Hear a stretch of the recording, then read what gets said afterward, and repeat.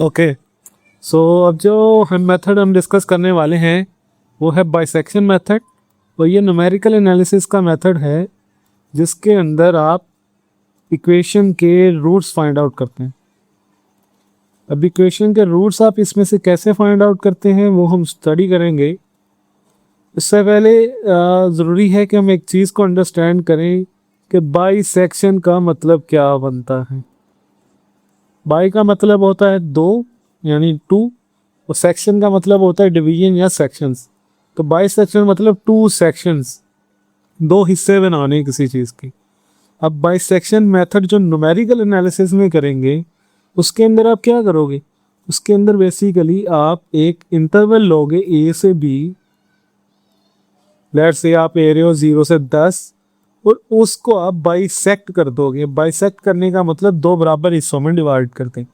अब 0 से 10 को अगर दो बराबर हिस्सों में डिवाइड करें तो वो क्या बन जाएगा, 0 से लेके 5 तक का एक हिस्सा और 5 से लेके 10 तक का एक हिस्सा, यानी 5-5 वाले दो हिस्से। अब आमतौर पे क्या होता है कि 5 इसमें एक इंटरवल में इंक्लूड करते हैं, दूसरे में नहीं करते। तो एक में ये वाली ब्रैकेट आती है छोटे वाली। बट अब अभी हम इतनी डिटेल में नहीं जा रहे कि इंक्लूडेड और नॉट इंक्लूडेड वाले ब्रैकेट्स क्या हैं। तो बेसिकली हम एक इंटरवल लेंगे, उसको हाफ कर देंगे, तो ये मेथड बन जाएगा आपका मेथड ऑफ बाइसेक्शन। अब इससे हम रूट कैसे फाइंड आउट कर सकते हैं, ये बहुत इंटरेस्टिंग चीज़ है। अब बाइसेक्शन मेथड के लिए आपके पास कुछ कंडीशंस है। लेट्स फर्स्ट ऑफ ऑल आपकी जो कंडीशन होगी वो होगी कि आपके पास ए से बी तक अगर कोई इंटरवल है तो उसके अंदर जो आपका फंक्शन होगा, let's say function is f of x, तो फंक्शन जो है मस्ट बी कॉन्टिन्यूस। फंक्शन आपका कॉन्टिन्यूस होना चाहिए। सेकेंडली एफ ए, यानी फंक्शन की value at A and function की value at B must have opposite signs. यानी अगर ए पे वैल्यू पॉजिटिव है तो बी पे नेगेटिव, या बी पे अगर पॉजिटिव है तो ए पे नेगेटिव होनी चाहिए, यानी उल्टा साइन आना चाहिए। देन आप बाइसेक्शन मेथड लगा सकते हैं। अब बाइसेक्शन मेथड है क्या इन इटसेल्फ वो देखना ज़रूरी है। अब बाइसेक्शन मेथड क्या है वो स्टडी करते हैं। एक थ्योरम होता है मैथ का, उसे कहते हैं इंटरमीडिएट वैल्यू थ्योरम। वो मैथ का थ्योरम है जो कि बाइसेक्शन की बेस है। अब ये थ्योरम कहता क्या है, थ्योरम आपको बेसिकली एक बात कहता है। थ्योरम आपको कहता है कि अगर आपके पास कोई इंटरवल है ए से बी और आपका फंक्शन एफ ऑफ एक्स इसके अंदर कॉन्टिन्यूस है, तो जो ए से बी के अंदर अगर एक टर्म एन मौजूद है, N is present in A to B, meaning के एन आपका बेसिकली पार्ट ऑफ ए और बी है, यानी इंटरवल में कोई भी नंबर एन एग्जिस्ट करता, तो इंटरमीडिएट वैल्यू थ्योरम आपको कहता है कि there must exist a number C जिसका आंसर एन होगा। यानी कि अगर एन एक नंबर है जो कि ए से बी के दरमियान इंटरवल में लाई करता है, लेट्स से अब नंबर्स की फॉर्म में बात करेंगे तो ज़्यादा सेंस बनेगी, ज़्यादा समझ आने के चांसेस हैं। अब नंबर फॉर्म में बात कैसे करेंगे उसकी हम सेंस बना लेते हैं। लेट्स से आपका इंटरवल है 0 से 10। अब 0 से 10 के अंदर आप लेट्स से एक नंबर ले लें 5। अब आपका कोई फंक्शन है एफ ऑफ एक्स जो कि 0 से लेके 10 के दरमियान आपको वैल्यूज़ देता है। तो उसका मतलब कहने का ये है कि अगर फंक्शन 0 से 10 के दरमियान आपको वैल्यू देता है और 5 जो है वो 0 से 10 के इंटरवल के अंदर अंदर ही लाया करता है, तो there must exist a number C जिसका आंसर 5 होगा। तो ये है इंटरमीडिएट वैल्यू थ्योरम। अब बात आ जाती है कि बाइसेक्शन मेथड से ये कैसे रिलेट कर सकते हैं। हमने मान लिया कि एक नंबर है, इंटरवल में हर नंबर के लिए उसके कॉरेस्पॉन्डिंग कोई ना कोई एक्स की वैल्यू होगी जिस पे उसकी वैल्यू आती होगी, ठीक है। तो अब वो रिलेट कैसे करता है, लेट से आपके पास एक नंबर लाइन है, ये पार्ट ए है, ये पार्ट बी है। अब ए पे भी वैल्यू होगी उसकी, उसे कहेंगे एफ ऑफ ए, बी पे भी वैल्यू होगी उसे कहेंगे एफ ऑफ बी। अब वो कहता ये है कि ए पे वैल्यू उसकी होगी लेट से अगर पॉजिटिव, तो बी पे वैल्यू होगी नेगेटिव, या ए पे नेगेटिव होगी तो बी पे पॉजिटिव, ऑपोजिट साइन होने चाहिए। अब अगर आपने नेगेटिव साइन से पॉजिटिव की तरफ शिफ्ट करना हो तो लॉजिकल बात यह है कि नेगेटिव से पॉजिटिव जाने से पहले आपके पास एक स्टेज आएगी जहां पे आपके पास नंबर ज़ीरो एग्जिस्ट करेगा। मीनिंग कि यहाँ पे पूरी लाइन में, इस पूरी लाइन के अंदर किसी एक पॉइंट पे एक नंबर एग्जिस्ट करता है जो कि ज़ीरो है। अब हमें ये नहीं पता कि ज़ीरो बिल्कुल सेंटर में होगा, कि ज़ीरो इधर लाए करेगा या ज़ीरो इधर लाए करेगा, लेकिन हम इस चीज़ की गारंटी दे सकते हैं कि ज़ीरो इस इंटरवल में लाए करेगा। अगर इन एफ ऑफ ए और एफ ऑफ बी की वैल्यू ऑपोजिट साइन में हो तो सिर्फ हम इस चीज़ की गारंटी दे सकते हैं कि फंक्शन के अंदर एक ऐसा पॉइंट मौजूद है जहां पे फंक्शन की वैल्यू ज़ीरो होगी, यानी ज़ीरो इस इंटरवल में मौजूद होगा, ठीक है। अब हमने क्या करना है, अब इस ज़ीरो का मतलब ये है F of some number equal to zero. अब हमने वो फाइंड आउट करना है कि वो कौन सा नंबर है, उसे कैसे करते हैं। अब बाइसेक्शन मेथड बेसिकली आपको बहुत सिंपल सी लॉजिक देता है।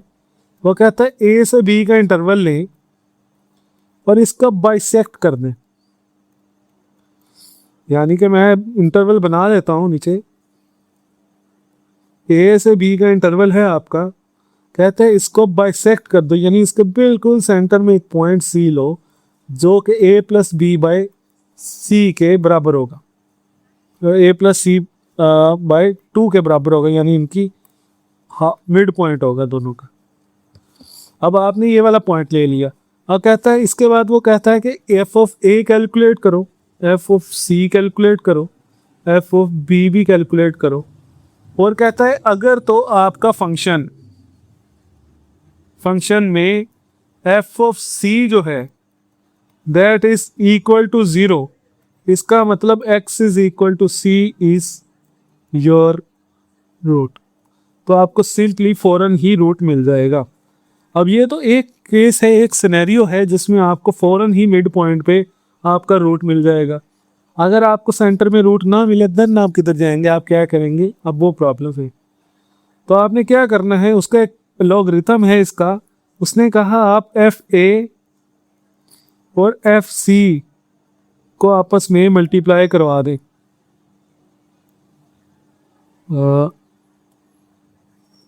एफ ए और एफ सी को आपस में मल्टीप्लाई करवा दें। अगर तो ये आंसर है less than zero, meaning negative answer है, तो इसका मतलब है कि आपका आंसर जो है ज़ीरो नंबर वो इस इंटरवल के अंदर लाई करता है। सेम लॉजिक है कि नेगेटिव से पॉजिटिव अगर शिफ्ट आ रहा है तो ज़ीरो उस इंटरवल में मौजूद है, आगे वाले इंटरवल में मौजूद नहीं है। अब आपके पास दो केसेस बन सकते हैं कि फंक्शन आपका नेगेटिव है उनका प्रोडक्ट या पॉजिटिव है। अगर पॉजिटिव है आप उस इंटरवल को इग्नोर कर देंगे, अगर नेगेटिव है देन आप क्या करेंगे, वो कंडीशन हम लिखने वाले हैं। तो अगर नेगेटिव है देन जो आपका बी पॉइंट है उसको सी पे ले आए। अब इसका मतलब क्या है वो समझना बहुत ज़रूरी है। ये आपका इंटरवल था ए बी और ये पॉइंट आपका सी था।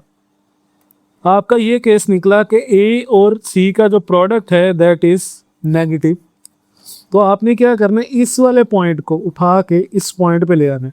मीनिंग इसेंशियली आप कर क्या रहे हैं, आप इस पूरे इंटरवल को जो यहाँ से लेके यहाँ तक था इसे कट कर रहे हैं। अब आपने दूसरा इंटरवल ले लिया है यहाँ से यहाँ तक, ए से बी तक। अब आप दोबारा क्या करेंगे, आप इसको डिवाइड करके एक सी पॉइंट लेंगे, A plus B by two. Okay, so A plus B by two. अब ये वाला आपका नया इंटरवल बन जाएगा। अब ये वाला इंटरवल जाहिर सी बात है पहले से हाफ है, आधा है, उससे छोटा है। अब आपका प्रोसेस हमेशा ही सेम रहने वाला है। अब आप अगेन चेक करेंगे एफ ऑफ सी की वैल्यू कि अगर तो वो ज़ीरो है, एफ ऑफ सी की वैल्यू ज़ीरो है, then x is equal to C is your root. अगर नहीं तो आप दोबारा से चेक करेंगे। आप f of A f of C को भी मल्टीप्लाई कर सकते हैं, एफ ऑफ ए और दूसरे वाले पॉइंट को भी मल्टीप्लाई करके चेक कर सकते हैं कि एफ ऑफ सी को मल्टीप्लाई करवाएं एफ ऑफ बी के साथ और आंसर आ गया आपका नेगेटिव, तो देन ए से जो सी वाला इंटरवल है ये वाला, ये आप छोड़ देंगे और ए को सी की वैल्यू पे ले आएंगे। मीन्स आपका नया जो इंटरवल बनेगा इससे इतना बनेगा, ऐसे ये पॉइंट ए बन जाएगा, ये पॉइंट बी, तो आपके पास ए से भी एक और इंटरवल बन जाएगी। इसको आप अगेन हाफ करेंगे, C is equal to A plus B by 2, तो ये आपका दोबारा से नया इंटरवल बन जाएगा। आप अगेन सारा का सारा प्रोसेस रिपीट करते जाएंगे तब तक जब तक कि आपको एफ ऑफ सी क्या मिल जाए, ज़ीरो ना मिल जाए। ओके, सो सबसे पहले हमने गूगल कोलैब को ओपन करना है और गूगल कोलैब में हम एक न्यू नोटबुक बनाएंगे। न्यू नोटबुक में हम एक पाइथन के थ्रू प्रोग्राम लिखना चाह रहे हैं जिससे हम बाइसेक्शन मेथड को प्रूव कर सके। तो बाइसेक्शन मेथड न्यूमेरिकल एनालिसिस में आपकी इक्वेशन के रूट्स फाइंड आउट करने के लिए यूज़फुल है और फाइंड आउट किए जा सकते। हम स्टेप बाय स्टेप देखेंगे कि किस तरह लाइब्रेरीज इंपोर्ट होती हैं और किस तरह हम एक रूट को फाइंड आउट कर सकते हैं। तो सबसे पहले आप न्यू नोटबुक को ओपन करेंगे। हम न्यू नोटबुक यहाँ पे ओपन हो रही है आपके सामने। अब मैं कोशिश करूँगा कि जो कोडिंग जहाँ पे नज़र आनी है वो थोड़ी सी जूम आउट हो जाए। आप एक लाइब्रेरी को इंपोर्ट करेंगे जिसका नाम है numpy। उसके बाद आप एक और लाइब्रेरी को इंपोर्ट करेंगे matplotlib। अब ये वाली जो लाइब्रेरी है इस टाइम पे ऑप्शनल है क्योंकि ये ग्राफ बनाने के लिए या प्लॉट्स बनाने के लिए यूज़ होती है और अभी हम प्लॉट्स नहीं बनाएंगे, प्लॉट्स बनाना थोड़ा एडवांस्ड है तो हम वो बाद में देखेंगे। अगर हम इसको नेक्स्ट लेवल पे लेके जाना चाहें तो हम प्लॉट बना सकते। अब डिफ़ाइन करेंगे हम एक फंक्शन। अब फंक्शन डिफ़ाइन करने से पहले हम थोड़ा सा क्वेश्चन को समझ लेते हैं। क्वेश्चन है x माइनस 10 इक्वल टू 0। इस इक्वेशन के हम रूट फाइंड आउट करना चाहेंगे कि इस इक्वेशन का रूट क्या है। हमें एनालिटिकली तो पता है कि इसका रूट 10 है, लेकिन हम बाइसेक्शन मेथड से इसका रूट निकालेंगे। तो हम एक मेथड बनाएंगे फंक जिसकी इनपुट होगी x। अब ये हमें रिटर्न करेगा x माइनस 10 जो कि हमारी इक्वेशन थी। अब उसके बाद आपने क्या करना है, एक और फंक्शन डिफाइन करना है जिसका नाम होगा बाइसेक्शन मेथड bm, मैं उसे नाम दे रहा हूँ। अब इसके दो पैरामीटर होंगे a और b। अब a और b किस तरह चीज़ों को लेके चलते हैं, a और b आपका इंटरवल है जिसके अंदर आपका रूट लाई करता है। अब आपने करना क्या है, आपके पास जब a और b इंटरवल मौजूद है आपने एक वाइल लूप स्टार्ट करनी है। सबसे पहले एक स्टार्टिंग पॉइंट ले लें, उसको कहें c अंडरस्कोर स्टार्ट, वो बराबर होगा a प्लस b और इनको ब्रैकेट्स में बंद कर लें। ये आपका स्टार्टिंग मिड पॉइंट है, यानी आपने इंटरवल को हाफ कर लिया और देन c को आप c स्टार्ट की वैल्यू दे देंगे। बाद में आप एक वाइल लूप लगाएंगे। वाइल लूप में आप सिंपली एक कंडीशन देंगे, जब तक के फंक्शन के अंदर जब c की वैल्यू को पुट किया जाता है और उसका आंसर 0 नहीं हो जाता तब तक आप नीचे वाला कोड एग्जीक्यूट करेंगे। मीनिंग कि अगर फंक्शन का डेरिवेटिव क्या हो जाए, c के इक्वल हो जाए, तो आप क्या करेंगे, उसको फंक्शन में जब c की वैल्यू पुट करें आंसर 0 आ जाए तो तब लूप ख़त्म हो गया, अदरवाइज लूप ख़त्म नहीं होगी। अब लूप के अंदर आप कोड लिखेंगे if function A multiplied by function B यानी फंक्शन सी, यानी F of A and F of C is less than zero, उस केस में आपने बी को सी पे ले आना। एल्स आपने क्या करना है, जो ए पॉइंट है उसको सी पे ले आना। सिंपल सा प्रोग्राम है कि अगर फंक्शन की वैल्यू ज़ीरो सी पे ज़ीरो के इक्वल है तो आपने ये लूप चलती रहने देनी है।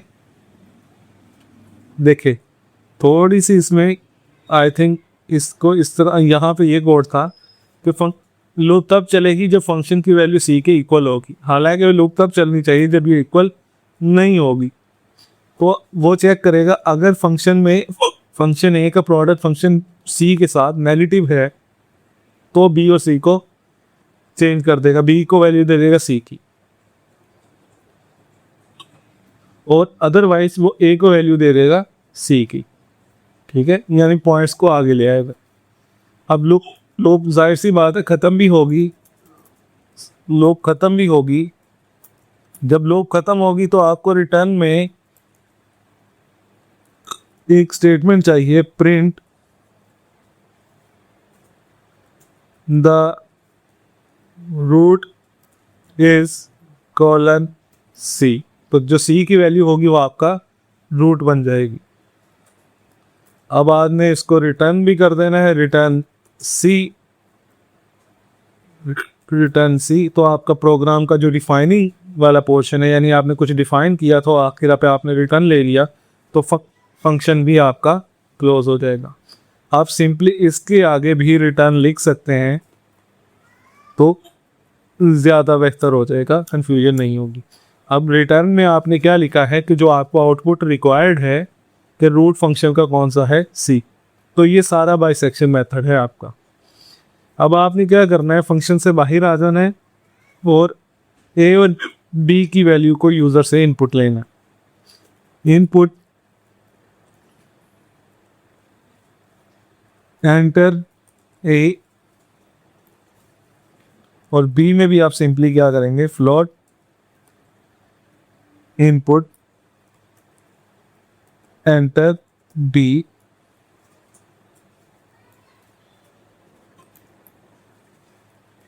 और ये आपकी इनपुट बन जाएगी।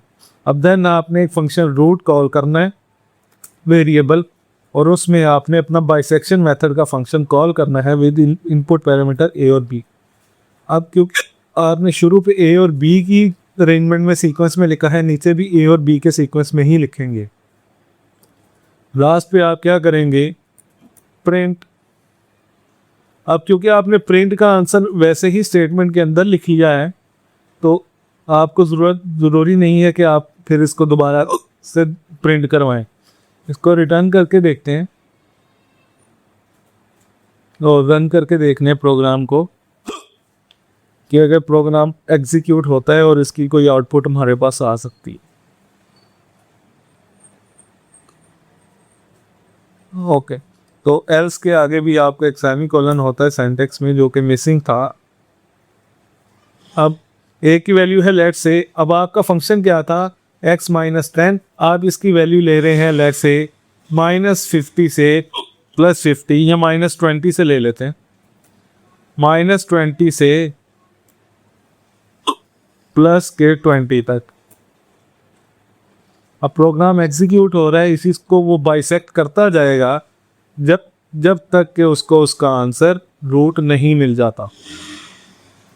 अब -20 से +20 में आएगा तो मिड पॉइंट बन जाएगा 0। वो फंक्शन की वैल्यू एट 0 कैलकुलेट करेगा। अब 0 पे कैलकुलेट करने के बाद उसे रूट नहीं मिलेगा, वो देन अगेन इंटरवल चेंज करेगा, डिवाइड करेगा, तो आपके पास आंसर आ जाएगा। अब देखते हैं इसकी एग्जीक्यूशन में कितना टाइम लगेगा। अभी 54-55 सेकंड हो चुके हुए हैं इसकी कैलकुलेशन को रन होते हुए, 58-59 सेकंड्स। हम इंटरवल थोड़ा सा कम करके देख लेते हैं।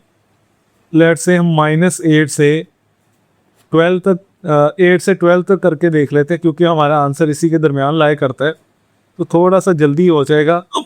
अदरवाइज आंसर इस तरह भी आना चाहिए। तो आपका सिंपली उसने फाइंड आउट कर दिया रूट क्या है। 8 और 12 के दरमियान उसने इंटरवल लिया और उसने कैलकुलेट किया, उसने कहा आपका आंसर 10 है, द रूट इज 10। अगर आप इंटरवल चेंज कर दें, लेट्स से मैं 6 से 14 तक ले जाता हूँ, अगेन उसने फौरन रूट फाइंड आउट कर दी। अब रूट की वैल्यू चेंज नहीं होती इंटरवल को चेंज करने से, लेकिन अगर इंटरवल बहुत ज़्यादा है तो आपको टाइम ज़्यादा लगेगा। ठीक है, तो बाइसेक्शन मेथड आपको गारंटीड सोल्यूशन दे सकता है एज लॉन्ग एज आप इंटरवल जो है वो सही चूज करते हैं। अब अगर मैं इंटरवल ले लूँ इसका, लेट्स से जिसमें 10 मौजूद ही ना हो, लेट्स से मैं कहूँ कि 0 से लेके 6 तक, अब 0 से 6 तक 10 तो मौजूद ही नहीं, तो आपके पास कभी रूट नहीं आएगा। ये से बाइसेक्ट करता जाएगा। और जिस तरह का हमने प्रोग्राम लिखा है इसमें फेल सेफ भी नहीं है कि 100 बार नाकाम कोशिश या सक्सेसफुल होने के बाद एरर दे दें, या 1000 बार गलत होने के बाद एरर दे दे। तो हमने जो प्रोग्राम लिखा है इसमें कुछ कमियां हैं, बट बेसिक समझने के लिए ठीक है कि अगर तो इंटरवल ठीक है ये आपको आंसर देगा, अदरवाइज ये इन्फिनिट लूप में स्टक है। आप इसको फॉर लूप, वाइल की जगह अगर फॉर लूप के साथ चलाएं तो आप इसको 100 टाइम्स सेट कर सकते हैं। अगर 100 लूप्स में भी इसका आंसर नहीं आता, आप उसे ख़त्म कर सकते हैं।